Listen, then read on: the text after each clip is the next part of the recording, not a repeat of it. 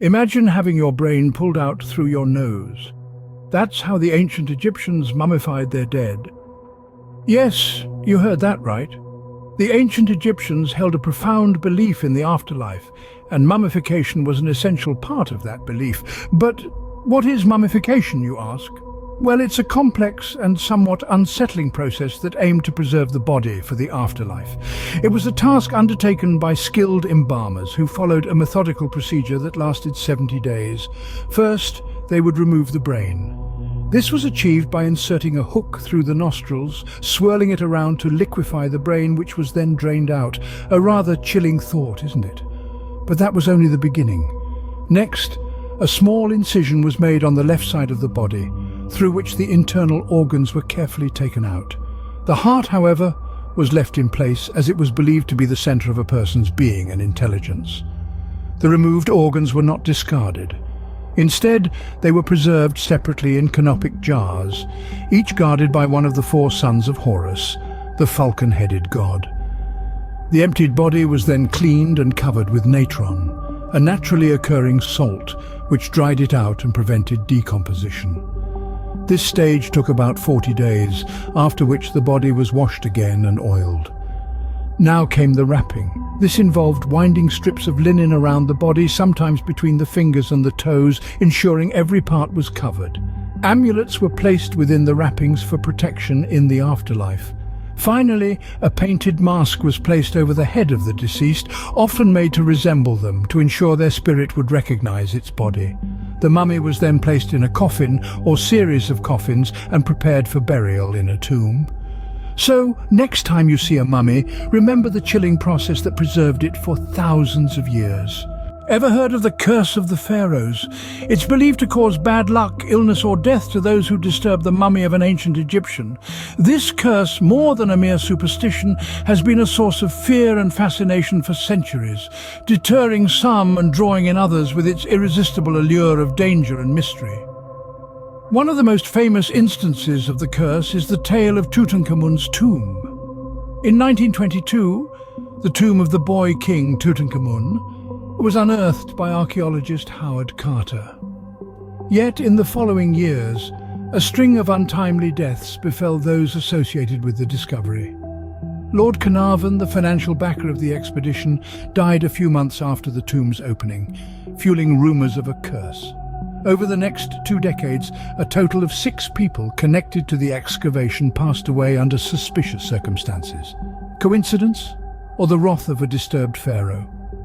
The belief in the power of the curse has had a significant impact on archaeology. Many early Egyptologists approached their work with a sense of dread, fearing they might invoke the wrath of the ancient rulers. Some even claim to have experienced strange occurrences or bouts of bad luck after meddling with mummies or artifacts. Though most modern archaeologists dismiss these stories as mere folklore, the tales continue to cast a shadow over the field. But it's not just the professionals who've been affected. Over the years, countless tourists and collectors have reported inexplicable happenings after coming into contact with Egyptian antiquities. Some have even returned stolen items, hoping to appease the angered spirits and lift the curse. Whether you believe in the curse or not, the tales of those who supposedly fell victim to it are undeniably eerie. So, the next time you're tempted to pocket a souvenir from an ancient site, remember the curse of the Pharaohs. It might just save you from a fate worse than death. The Book of the Dead isn't a book, but a collection of spells designed to guide the deceased through the underworld and into the afterlife. Despite its ominous name, the Book of the Dead was not a source of fear for the ancient Egyptians, but rather a critical guide for the journey after death. This collection of spells, incantations and instructions was no mere bedtime story, but a roadmap to a successful afterlife. The power of the written word was held in high regard by the Egyptians. They believed that by writing something down it could be made real. This is why each spell in the Book of the Dead was carefully inscribed with meticulous detail. From spells to ensure the protection of the heart, to those that allowed the deceased to breathe, eat and drink in the afterlife, the Book of the Dead was a comprehensive guide to overcoming the trials of the underworld. According to this ancient text, the trials of the afterlife were no walk in the park. The deceased had to navigate a labyrinth of supernatural challenges. They had to cross a lake of fire, outwit demonic traps, and even defend themselves in a divine court against sins they may have committed in life. The stakes were high, as failure in any of these trials could result in a second death, a fate far worse than the first. One of the most important spells in the Book of the Dead is the weighing of the heart spell. In this trial, the heart of the deceased, which was considered the seat of the soul, was weighed against the feather of Ma'at, the goddess of truth and justice. If the heart was found to be heavier than the feather, it was devoured by the demon Amit, resulting in the ultimate demise of the soul. The Book of the Dead paints a picture of an afterlife fraught with peril, where only the well-prepared could hope to navigate successfully. The journey to the afterlife, as depicted in the Book of the Dead, is a chilling trip indeed. The great Sphinx of Giza, a massive statue with the body of a lion and the head of a human, is missing its nose. But why? For centuries, this imposing structure has been watching over the Giza Plateau with a face that's seen better days. Its most notable absence, the nose, has been a subject of ceaseless debate among historians, scholars and conspiracy theorists alike. Theories about what happened to the Sphinx's nose are as varied as they are intriguing. The most popular legend, often told to wide-eyed tourists, is that Napoleon Bonaparte's soldiers used the Sphinx's nose for target practice, blasting it off with a cannon in the early 19th century. Yet this tale crumbles under scrutiny. Sketches of the Sphinx by Frederick Louis Norden, a Danish explorer, date back to 1737, a good half-century before Napoleon's birth, and clearly depict the Sphinx sans nose. Another theory suggests that the nose was deliberately removed by a Sufi Muslim in the 14th century due to religious reasons. This theory is supported by the writings of an Arab historian named al-Makrizi, who chronicled that a man named Muhammad Saim al-Dar was infuriated by local peasants making offerings to the Sphinx to ensure a good harvest. He reportedly defaced the statue out of outrage, only to be hanged for vandalism. Yet another theory proposes that the nose simply eroded over time, victim to the harsh desert winds and the relentless march of time. After all, the Sphinx has been standing guard for over 4,000 years.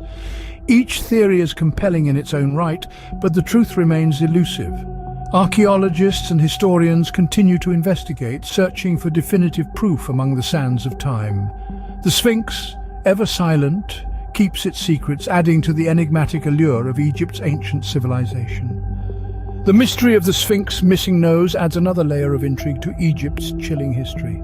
The pyramids of Giza align with the stars in Orion's belt, but how could the ancient Egyptians have known this without the technology we have today?